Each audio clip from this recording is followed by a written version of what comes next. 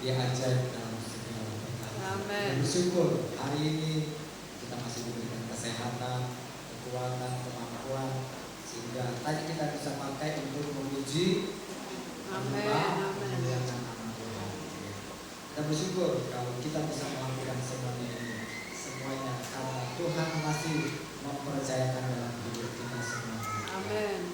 Dan sebentar lagi kembali lagi Tuhan yang mengisi kita semuanya dengan berkat firman Tuhan. Ya. Saya adalah alatnya, namun Tuhan yang memberkati. Amin. Puji Tuhan. Ya. Mari kita sebagai jemaat Tuhan, sebagai murid-muridnya Tuhan Yesus, kita sama-sama belajar. Ya. Untuk kita lebih dalam lagi di dalam Tuhan. Kita akan membuka Alkitab kita di dalam perjanjian baru, yaitu di dalam kitab Injil. Injil yang terakhir adalah Injil Yohanes. Injil Yohanes pasal yang keempat.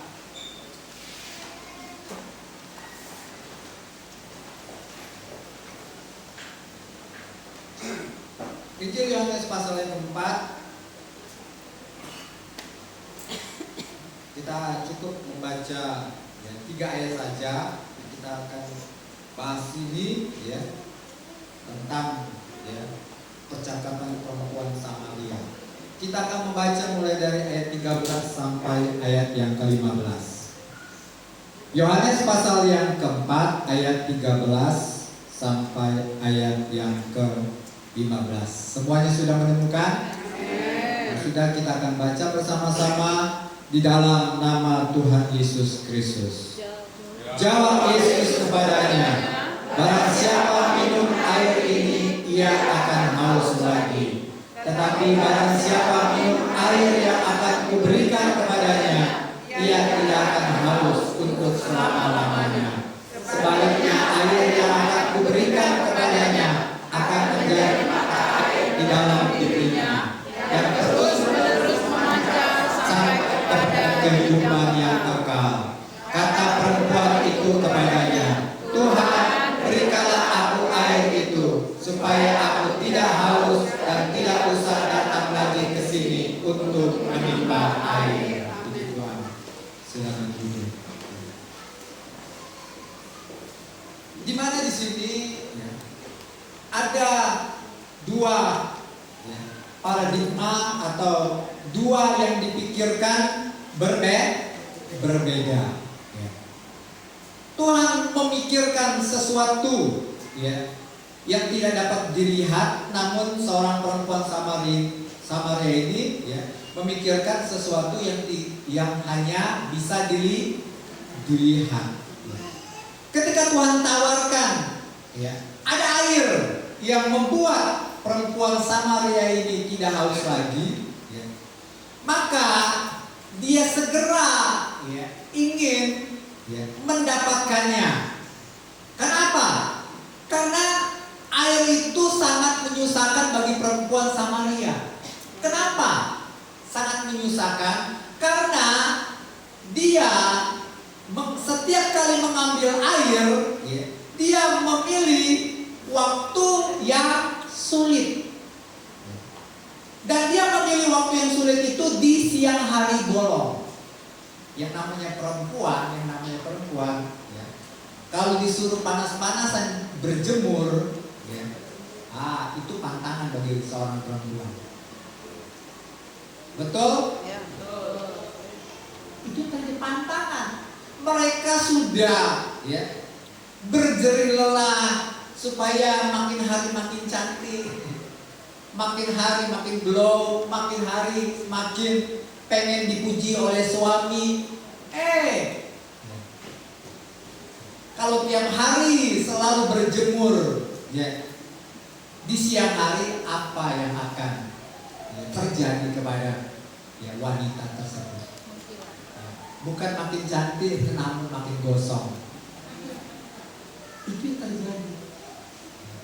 Itu pilihan yang dipilih oleh perempuan Samaria ini. Kenapa? Karena kalau di waktu pagi, saat teduh, saat cuaca cuaca mulai dingin, ya, cuaca yang enak pagi, sore juga, ya, cuaca yang tidak panas. Maka apa? Maka banyak orang berbondong-bondong mengambil air. Banyak orang berbondong-bondong. Namun apa? Namun dia tidak berani berkumpul di keramaian karena dia ini terkenal dengan sisi jeleknya atau sisi jahatnya. Itu terjadi. Kenapa? Karena ternyata dia terkenal dengan punya banyak laki-laki. Itu terjadi. Dan sampai ya statusnya ketika dia berjumpa dengan Tuhan Yesus, dia sama sekali tidak punya suami, alias dia hanya punya mantan suami. Ada 5 mantan suaminya. Dan sekarang yang ada pada perempuan ini bukan suaminya, alias selingkuhannya, alias simpanannya. Itu terjadi. Akibat perbuatannya sendiri, akhirnya apa? Akhirnya dia merasa malu. Kenapa? Semua orang pasti mengejek dia. Untuk dia tidak diejek, maka dia harus cari waktu supaya tidak berjumpa dengan banyak orang. Satu orang pun dia malas ketemu satu orang pun. Makanya dia pilih di mana tidak ada satu orang pun datang. Itu yang terjadi. Walaupun perempuan ini hebat, memilih waktu tidak ada satupun orang yang datang berjumpa dengannya. Dia harap tidak berjumpa dengan orang supaya dia tidak diejek. Namun Yesus tahu orang ini butuh diselamatkan. Dia datang malah pertama kali yang dijumpai oleh Yesus ketika dia datang ke Samaria. Siapa yang dijumpai? Perempuan Samaria. Itu yang paling pertama kali dijumpainya. Tuhan mencari orang-orang yang berdosa. Amin. Mencari orang yang berdosa. Orang-orang ini butuh ditolong. Orang-orang ini butuh diselamatkan dari dosanya. Karena itu Tuhan datang. Orang yang pertama kali datang adalah Tuhan Yesus. Itu yang terjadi. Kenapa? Karena Tuhan Yesus sangat mengasihi orang-orang berdosa. Termasuk kita orang berdosa kan? Termasuk kita, saya dan saudara orang-orang berdosa. Orang-orang berdosa selalu ada kabar baik. Tuhan sangat sayang sama kita. Dia tidak akan pernah meninggalkan kita. Itu yang terjadi. Dia datang menawarkan apa? Menawarkan air yang tidak bisa membuat dia haus lagi. Namun dia salah persepsi. Dia pikir kalau Tuhan kasih air itu maka aku tidak akan bertemu lagi dengan orang-orang yang ngejek saya. Itu tanggapannya salah. Itu terjadi. Ada 2 jenis mata air. Itu mata air yang bisa dilihat sama mata air yang tidak dapat dilihat. Dan semua orang pasti senang yang mendapatkan yang namanya sumber mata air. Mata air adalah sumber, berarti tidak akan pernah ada habis-habisnya. Itu terjadi. Apakah yang membuat orang senang mendapatkan mata air yang tidak pernah habis? Pertama, kalau orang itu dapat uang yang tidak pernah habis-habis pasti senang. Betul? Betul? Ya. Dapat uang nggak habis-habis terus. Hari ini, bulan ini dapat gaji 5 juta. Saya mau bulan depan dapat 10 juta. Bulan depan saya mau 50 juta. Bulan depan saya mau 100 juta. Maunya bertambah-tambah, nggak pernah habis. Betul? Semua orang suka hal demikian. Perkara-perkara jasmani bisa dilihat, siapa yang tidak suka. Itu terjadi. Semua orang suka kepada hal-hal yang jasmani, hal-hal lahiriah. Itu yang dikejar. Kalau bisa punya uang tidak ada habis-habisnya. Bahkan kalau bisa uang itu bertambah-tambah. Makanya apa? Makanya ketika kita menetapkan mata air secara jasmani, maka apa?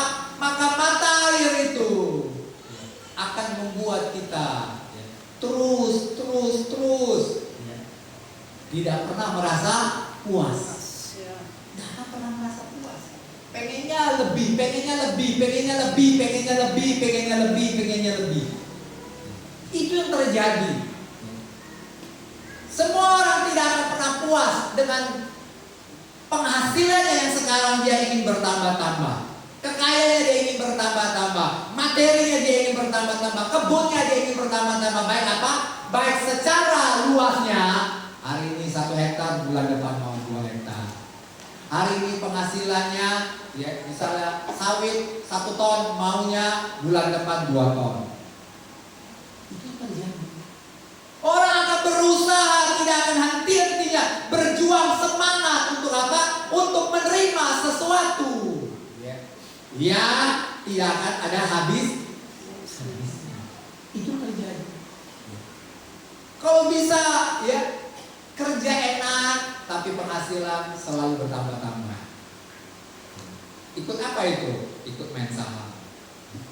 Kerja duduk nyantai, trending, ya, tiba-tiba penghasilan. Itu terjadi. Semua orang pengen ya kerja nyantai, tapi uang ngalir terus. Dan ketika itu terjadi, orang tersebut tidak akan pernah merasa puas.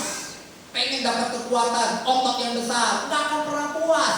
Ya. Dia akan meningkatkan lagi ototnya makin besar. Itu yang terjadi.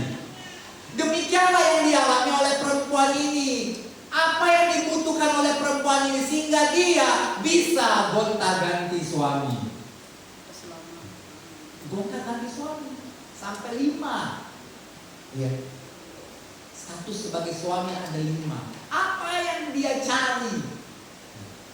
Dia pernah puas ya. 1 pisah ambil lagi, 1 pisah ambil lagi. Bahkan tidak perlulah status itu, tidak perlu. Kan Musa mengizinkan kawin cerai. Sudah 5, nggak usah lagi pakai status. Itu terjadi.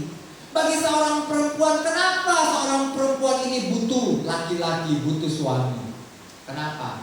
Karena zaman dulu ya, yang bekerja itu mati-matian mencari nafkah adalah laki-laki atau suami. Berbeda zaman sekarang ya, laki-laki nggak produktif, perempuan bisa bekerja. Betul? Itu zaman sekarang ya, laki-laki nggak produktif, perempuan bisa produktif, lebih produktif lagi dalam mencari uang.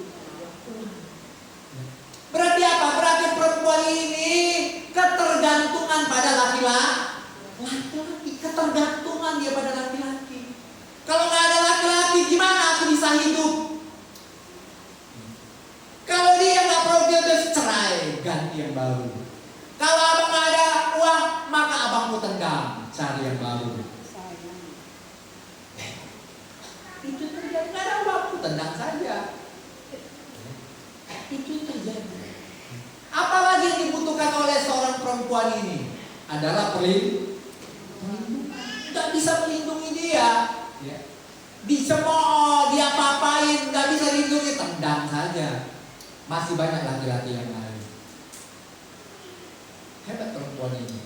Padahal perempuan lebih banyak, namun dia pandangannya, kalau secara logikanya pintar perempuan ini.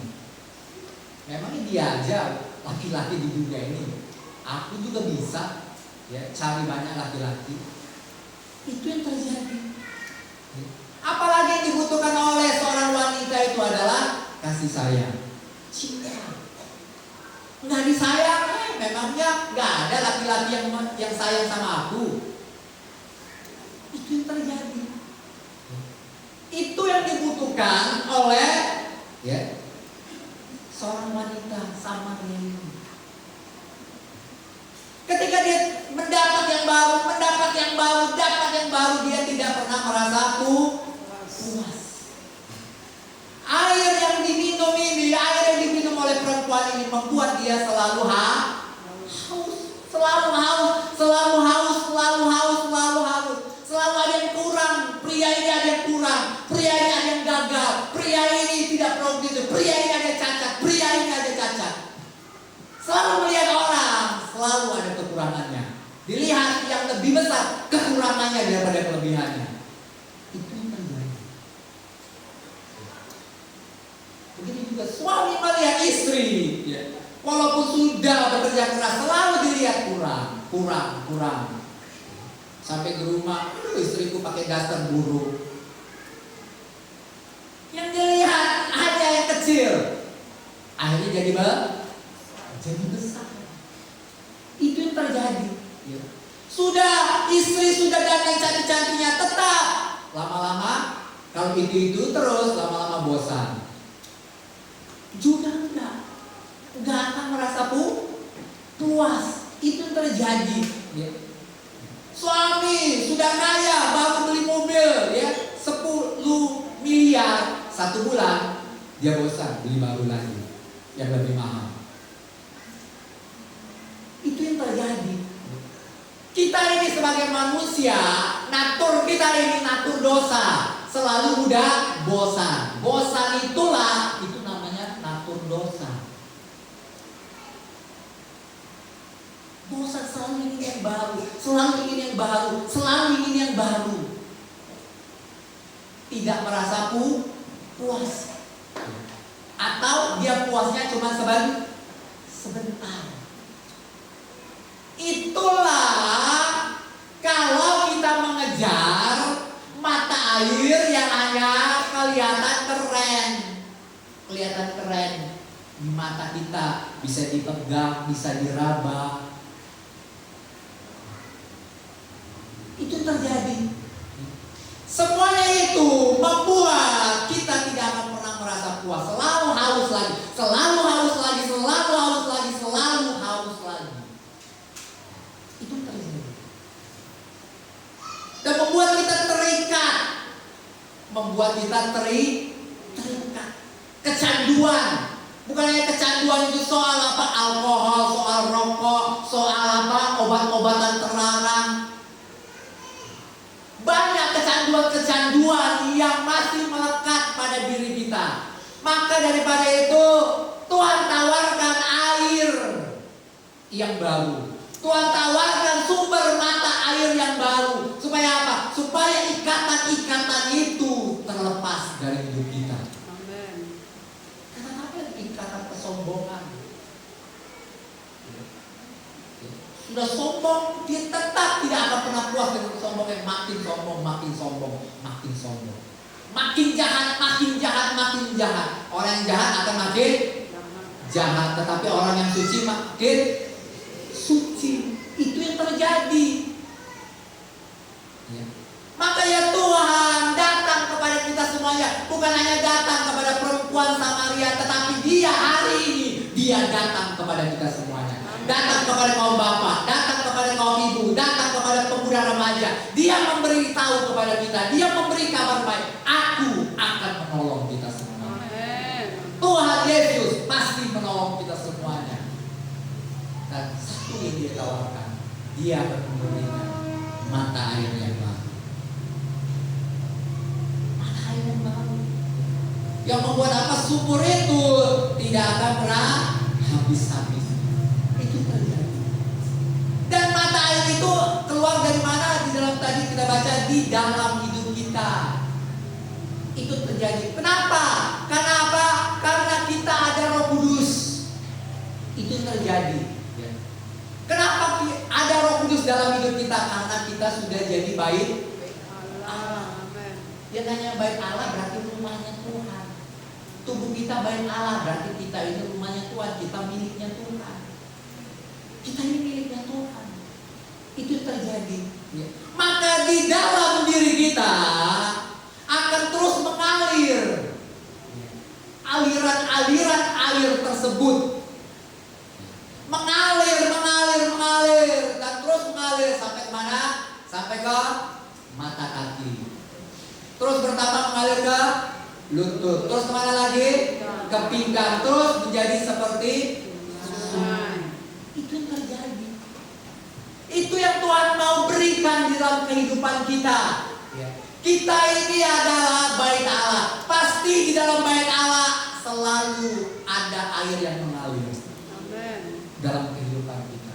Sehingga apa? Sehingga kita bisa terlepas dari ikatan-ikatan yang selama ini mengikat kehidupan kita semuanya. Mengikat kita. Itu yang terjadi. Tuhan tawarkan itu kepada kita semuanya. Jangan sampai kita abaikan itu. Kalau kita abaikan apa yang terjadi, maka kita akan tetap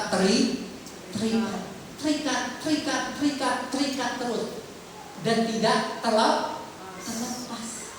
Itu yang terjadi. Dia mau memberikan, sehingga ketika perempuan ini mendapatkan air kehidupan, maka apa yang terjadi?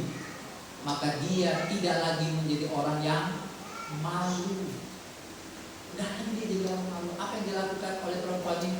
Dia langsung pergi ke kota Samaria untuk memberitakan tentang Yesus. Gak malu lagi. Kamu mau ngejek aku, bebas.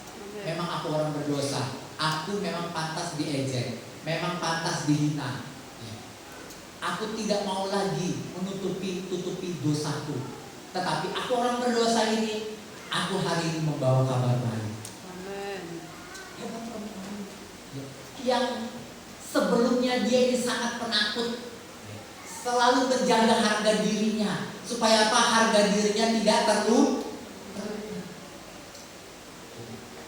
Perempuan ini sedang terluka. Kalau terluka, dilukai lagi, maka apa yang kita lakukan? Ngamuk kita. Luka ini belum sembuh. Jatuh dari sepeda, gelutut, tiba-tiba disepak orang. Kau nih atik maton ya pokoknya. Aku lagi pincang-pincang, luka belum sembuh, kau tendang lagi. Nak cari balak pokoknya. Itu terjadi, ngamuk kita pasti. Kalau luka belum sembuh, ketika itu disenggol lagi luka itu, makanya terjadi bala bencana. Itu terjadi. Maka apa? Maka Tuhan tiba-tiba datang. Tiba-tiba datang, dia menyembuhkan luka. Pada perempuan Samaria ini, luka selalu ketemu orang, selalu diejek, dihina, dan selalu menjadi paradigmanya. Aku ini orang yang jahat, aku ini orang yang berdosa. Tidak ada orang yang peduli kepada perempuan ini. Makanya dia mengucilkan diri. Supaya apa? Supaya jangan terluka kembali. Jangan terluka kembali. Dia menutup dirinya. Dia berusaha supaya dia sembuh, namun ternyata malah makin rusak dia. Makin rusak, bukan makin sembuh, tapi malah makin rusak, makin jahat hidupnya. Itu terjadi. Makanya Yesus tahu apa yang dibutuhkan perempuan ini. Yang disembuh, yang pertama kali dilakukan Tuhan Yesus, dia sembuhkan dulu luka yang sering kali diejek, dihina, sehingga dia menjadi orang yang tidak berharga. Sehingga ketika dia menjadi tidak berharga, dilihat orang tidak ada yang mengasihi dia, maka apa? Maka dia juga tidak mau peduli kepada orang lain. Dan ketika itu sudah disembuhkan oleh Tuhan, apa yang terjadi? Dia mengasihi orang lain. Dia mengasihi orang lain. Nih lihat, saya orang berdosa, saya bisa bawa kabar baik karena aku mengasihimu. Aku orang berdosa, aku bisa dipulihkan Tuhan, aku bisa disembuhkan Tuhan. Makanya dia datang kepada orang banyak. Dia sudah disembuhkan. Dia bisa menerima orang lain, menerima pendapat orang lain. Bebas, kamu boleh mengejek saya, namun saya ada kabar baik.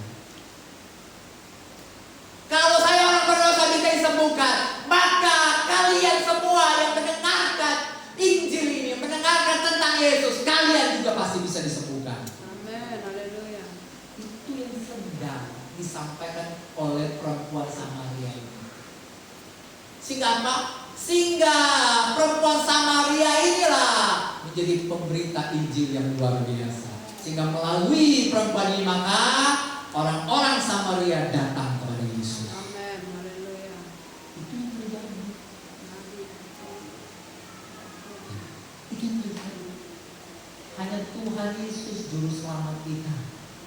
Apapun luka yang kita alami akibat ejekan hinaan orang lain, hanya Tuhan yang bisa menyembuhkan kita. Amin.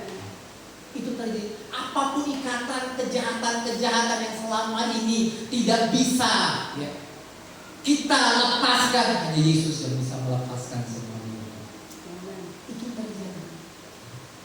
Yesus mau memberikan sesuatu yang luar biasa di dalam kehidupan kita. Sehingga apa? Sehingga bukan hanya kita bisa disembuhkan, namun kita dapat melakukan. Kalau sudah disembuhkan maka apa? Maka kita akan dilatih Tuhan menjadi orang yang lebih hebat lagi. Itu tadi. Syaratnya apa? Syaratnya untuk menjadi orang hebat itu harus sembuh dulu. Kalau lagi sakit, disuruh itu obah-obahan, males-malesan. Tapi kalau dia sudah disembuhkan, maka orang itu bisa dipakai Tuhan. Itu terjadi. Tuhan sembuhkan seorang perempuan ini dalam sekejap, dalam satu hari saja. Maka ada keberanian untuk mendatangi orang-orang banyak. Itu yang terjadi. Dan ada lagi hal-hal yang lebih besar yang dilakukan oleh seorang perempuan Samaria ini, yaitu adalah cerita tentang Saulus. Saulus adalah orang yang paling jahat, betul? Ya. Orang paling jahat, menganiaya, masuk ke penjara, membunuh orang. Dia lakukan semuanya itu karena dia anggap itu adalah kebenaran bagi dirinya sendiri. Itu terjadi. Akhirnya dia ketemu dengan Tuhan Yesus. Dia bertobat. Ketika dia bertobat, disuruh untuk memberitakan Injil. Nah, ketika dia memberitakan Injil, dia datang ke kota Listra. Dia datang ke kota Listra. Ikonia, kota Listra, tapi daerah kecil namanya Listra. Dia datang memberitakan Injil. Ketika dia datang, ada orang yang lumpuh. Tetapi dilihat orang lumpuh ini ada iman. Ada iman. Ketika ada iman, maka ada pengharapan. Dia bisa disembuhkan. Dan ketika disembuhkan, apa yang terjadi? Semua orang di Listra itu terkagum-kagum bahwa orang ini bukan orang biasa, tetapi dia adalah dewa. Paulus dan Barnabas. Barnabas disebut Zeus, tetapi Paulus disebut dewa Hermes. Maka mereka sanjung-sanjung, mereka sembah-sembah. Apa yang dilakukan oleh Paulus? Dia tidak gila hormat. Dia tidak terikat lagi kepada penghormatan manusia. Dia tidak terikat untuk dia mau dipuji-puji, disembah. Kalau kita apa? Kalau dipuji-puji, hebat aku, hebat aku. Kalau gereja ini tanpa aku, apa jadinya gereja ini? Nggak ada apa-apanya. Kalau nggak ada saya yang melayani, gereja ini butuh suara saya yang merdu. Paulus tidak demikian. Paulus menyatakan kebenarannya. Aku manusia biasa. Aku bukan dewa yang harus disembah, yang harus dipuji. Aku datang di sini supaya daerah ini boleh diselamatkan. Habis dipuji-puji, datanglah orang-orang Yahudi yang sakit hati terhadap Saulus. Terus mereka memprovokatornya. Akhirnya timbullah sesuatu yang sangat berbalik. Dari dipuji-puji akhirnya dapat sesuatu yang menakutkan. Kita baca Kisah Para Rasul pasal 14 ayat 19. Kisah Para Rasul pasal 14 ayat 19. Saya akan baca sampai 21. datanglah orang-orang Yahudi dari Antioquia ke Ikonium, dan mereka membujuk orang banyak itu memihak mereka. Lalu mereka melempari Paulus dengan batu dan menyeretnya keluar kota, karena mereka menyangka bahwa ia telah mati. Dari dipuja-puja, disembah-sembah, tetapi akhirnya apa? Akhirnya dilempari dengan batu. Dilempari dengan batu. Apa kebiasaan orang melempari dengan batu? Apa kebiasaannya? Supaya orang itu mati. Dilempari batu itu alias hukuman mati. Alias hukuman mati. Itu yang terjadi. Ketika mati, ya, di dalam, ya, kumpulan tersebut, apa yang dilakukan sesudah mati? Maka mayatnya diseret. Itu mayat diseret. Kalau orang itu masih hidup, diseret, apa yang terjadi? Menyakitkan, betul? Sedang terluka, diseret lagi, sangat menyakitkan. Tetapi di sini Paulus, ya mati. Ayat yang ke-20 saya membaca. Akan tetapi ketika murid-murid itu berdiri mengelilingi dia, bangkitlah ia lalu masuk ke dalam kota. Nah, itu terjadi. Berarti apa yang terjadi? Paulus, orang yang pernah mengalami kematian, ternyata dihidupkan kembali. Dihidupkan kembali. Itu yang terjadi, dihidupkan kembali. Dan ketika dia hidup, apa yang terjadi? Maka dia bangkit, lalu ia masuk ke dalam kota. Itu yang terjadi. Coba, kalau menurut ilmu kedokteran, habis orang dilempari batu, ya diseret pasti sekarat. Betul? Sekarat. Apakah ketika dia sadar dia bisa bangun dan berjalan sendiri? Apakah bisa? Apakah bisa? Gak akan pernah bisa. Sampai kapanpun tidak akan pernah bisa. Itu yang terjadi. Seharusnya apa yang dilakukan oleh Paulus ketika sadar? Aduh, sakitnya badanku. Tolong angkat aku, bawa pulang aku. Tolong bawa tabib, tolong bawa dokter. Betul? Tolong. Tapi dia berjalan sendiri masuk ke dalam kota, lalu apalagi kata kalimat selanjutnya, keesokan harinya berangkatlah ia bersama-sama dengan Barnabas ke Derbe. Seharusnya kata dokter apa yang dialami oleh Paulus ini? Seharusnya apa yang dikatakan tabib? Beristirahatlah dulu 1 bulan, 3 bulan. Kamu ini sedang sekarang, jangan pergi kemana-mana ya. Istirahat dulu baik-baik sampai sembuh, baru boleh jalan. Kita lihat dulu, ayo kita ronsen dulu otakmu gimana. Otakmu ini gimana? Atau masih waras atau tidak, kita cek dulu. Siapa tahu kena batu, ada pendarahan di otak, sehingga kamu kok jadi segini. Itu yang terjadi.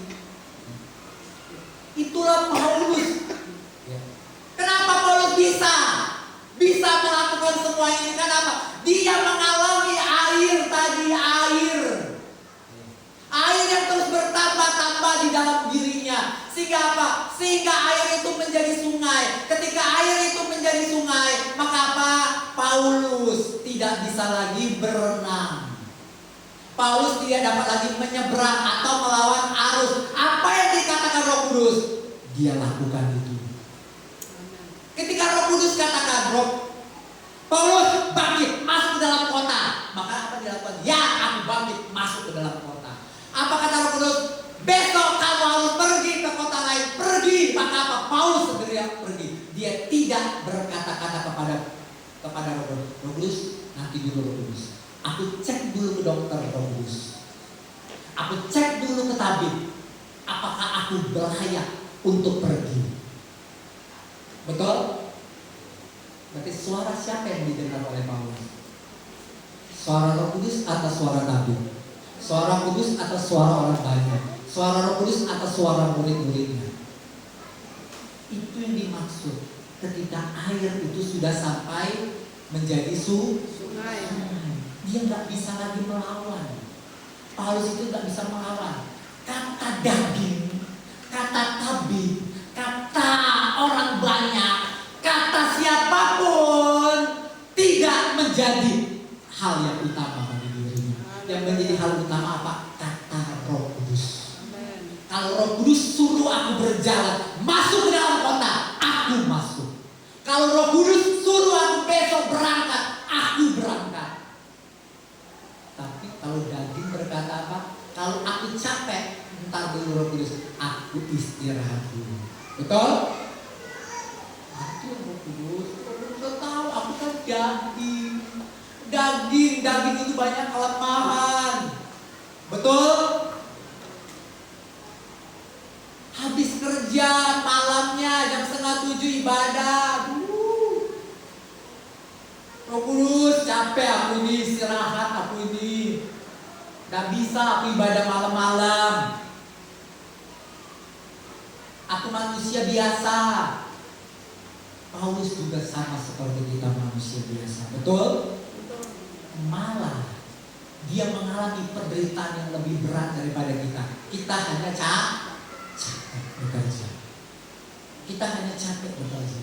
Tapi Paulus bukan hanya capek bekerja, tetapi dia dilempar batu sampai mati. Lukanya belum sembuh.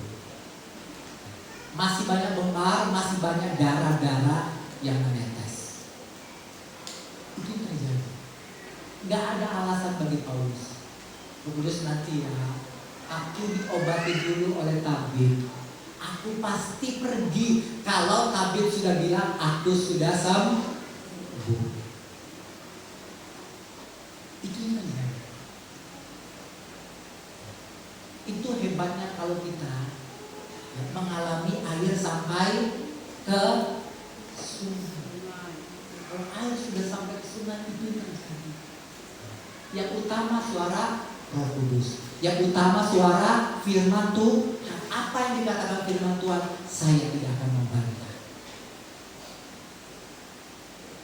Apapun pesan firman Tuhan, itu adalah hal yang paling utama yang saya harus kerjakan dalam sehari-hari. Itu terjadi.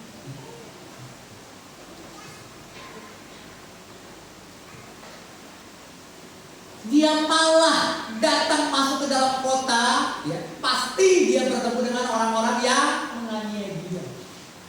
Itu terjadi. Dia nggak takut. Kenapa? Paulus tidak takut karena kasih itu, ya, pasti mengalahkan ketakutan. Kasih itu mengalahkan ketakutan. Di dalam kasih tidak ada ketakutan. Nggak ada ketakutan dalam kasih itu. Maka Paulus menjadi orang yang bukan hanya diperlukan sampai ke sungai, tetapi ada pohon-pohon yang selalu berbuah. Yang dia pandang orang-orang yang jahat sama dia, dia tetap memandang dengan kasih. Haleluya. Aku melakukan ini karena aku mengasihi kau. Kalau kau mau melempari aku dan kembali lagi ke batu, lempari aku lagi dengan batu. Nggak ada ketakutan dalam Paulus. Karena Paulus melakukan semua ini karena dia peduli, sayang kepada semua orang. Kalau orang itu nggak berterima, ya sudah. Tetapi aku tetap sayang kepada pribadinya. Aku tidak takut menghadapi orang-orang tersebut. Amen. Kasih lebih besar dari apa? Itu terjadi. Air dalam itu membuat Paulus menjadi orang yang berbuah-buah. Amen. Seharusnya Paulus menjauhi orang-orang tersebut, tapi dia tetap tidak takut dijumpai orang-orang tersebut. Itu terjadi. Dan ayat 21 apa dikatakan? Paulus dan Barnabas memberitakan Injil di kota itu dan memperoleh banyak murid.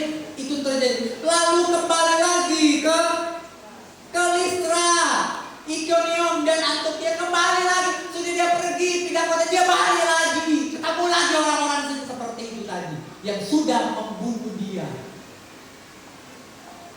Kenapa itu bisa terjadi? Karena kasih. Ikatan kasih itu adalah mempersatukan. Kasih itu mempersatukan. Itu terjadi.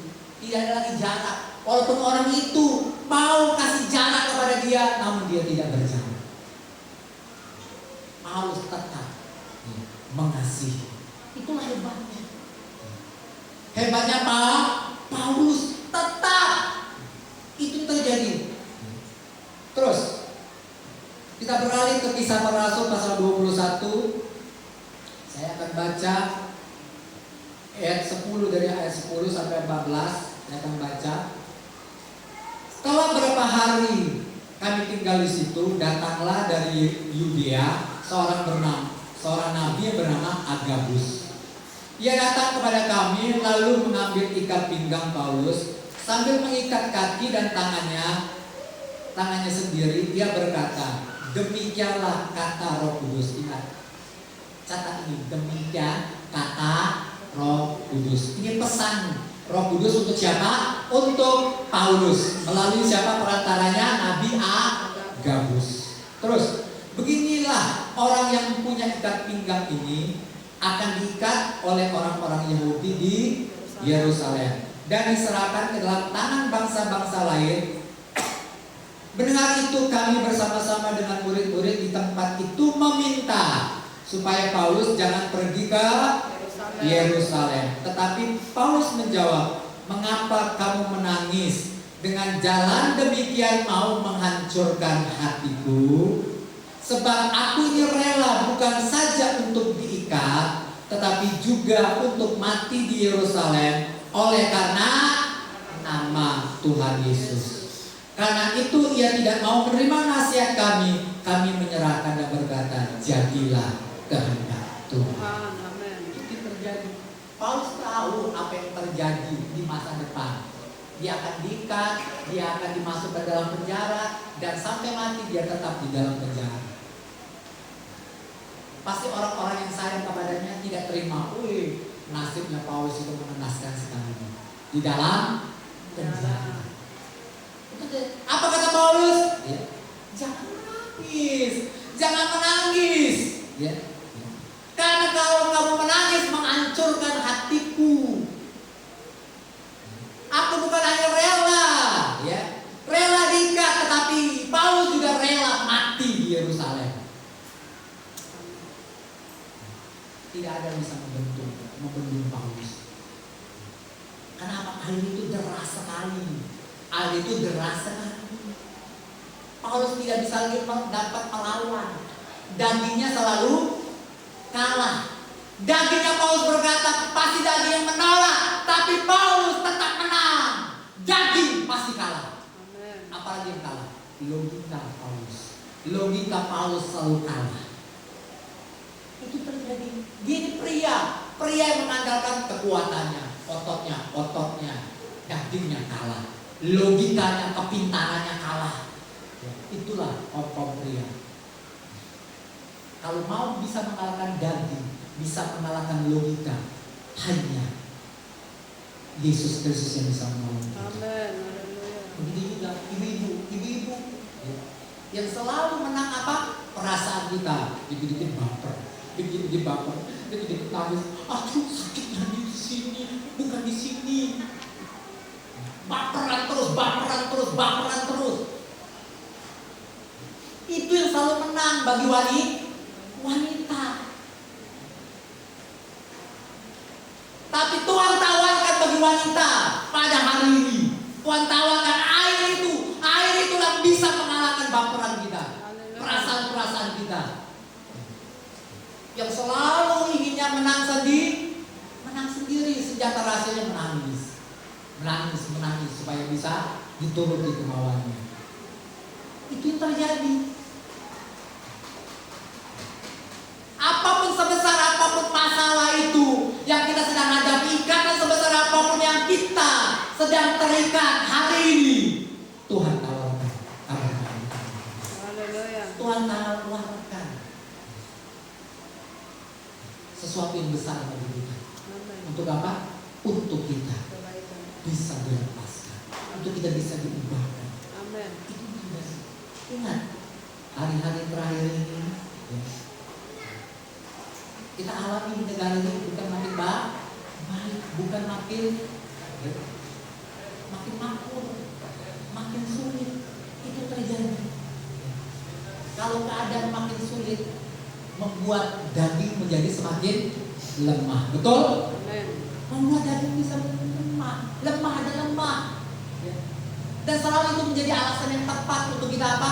Untuk kita makin menjauh daripada Tuhan. Itu yang terjadi. Maka sesulit apapun keadaan yang besok kita akan tempuh, apapun itu ekonomi bergejolak, ya. Baik itu virus seperti kemarin, ya. Makin bergejolak, makin lebih besar lagi. Satu jawaban yang pasti, cari air itu, dapatkan air itu. Ya. Apapun besar masalah kita, itu tidak akan bisa mempengaruhi kita. Amin. Malah kita makin lebih semangat lagi di dalam Tuhan. Haleluya. Makin lebih semangat, makin lebih semangat lagi di dalam Tuhan. Sebesar apapun ya. Peristiwa-peristiwa yang menakutkan ya, di depan kita nggak tahu ya. Firman Tuhan sudah pasti di hari-hari mendatang bukan semakin baik semakin sulit, semakin susah. Itu tujuannya supaya melemahkan kita. Tapi Tuhan sedang ingatkan kita kembali lagi.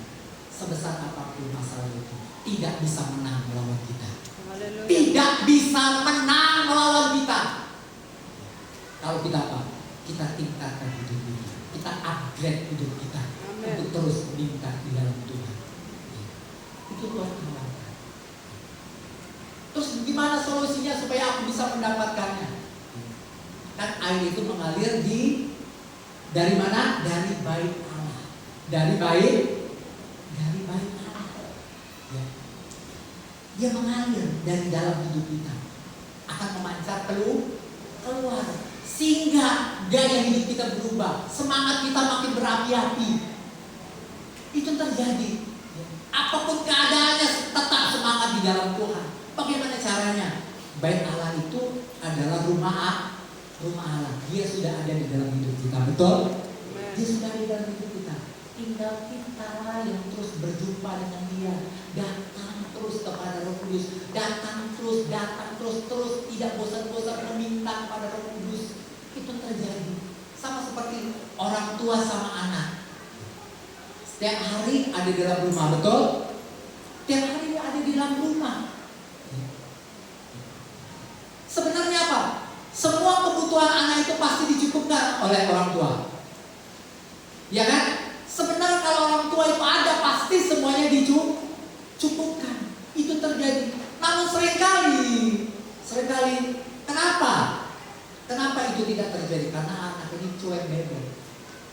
Anak itu sibuk dengan kesibukannya masing-masing. Dia lebih peduli kepada kesenangannya diri sendiri daripada kebutuhan yang sebenarnya dibutuhkan oleh seluruh hidupnya. Itu terjadi seluruh hidupnya. Bahkan apa? Bahkan orang tua siap mengajari semua ilmu yang ada padanya, dia keluarkan untuk apa? Untuk diajari kepada anak itu, betul? Supaya dia besok jadi orang sukses, betul orang tua? Namun seringkali kenapa itu tidak bisa terjadi? Kenapa orang tua, ibu-ibu dulu, kenapa seringkali tidak bisa terjadi kepada anak? Padahal kita sudah keluarkan semua yang terbaik. Ilmu kita mau berikan kepada anak itu. Tapi kenapa anak itu seringkali tidak sesuai dengan harapan kita? Ibu-ibu gimana? Bapak-bapak, kenapa itu tidak terjadi? Karena anak itu menolaknya, nggak mau belajar. Sudah diajarin, tapi dia nggak peduli. Matanya melihat ketika diajarin, tapi apa? Hatinya tidak ada di situ.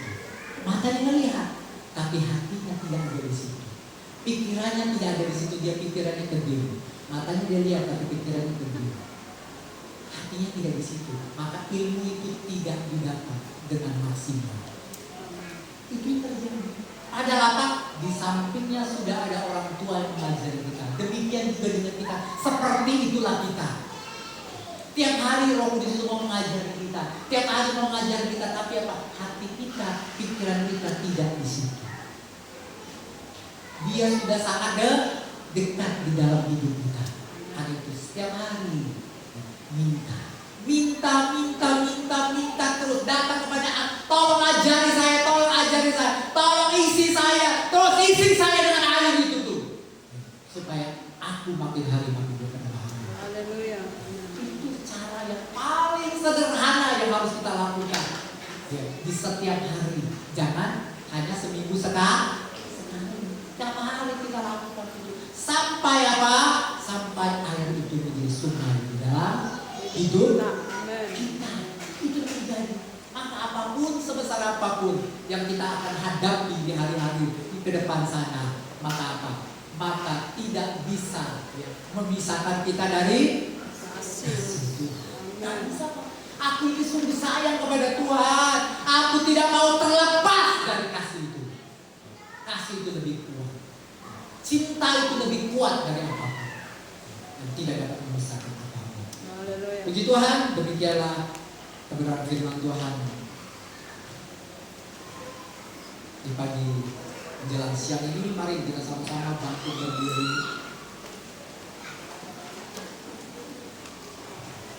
Mari kita siapkan diri kita. Datang kepada Tuhan Yesus. Minta kepada Tuhan Yesus. Minta kepada Roh Kudus.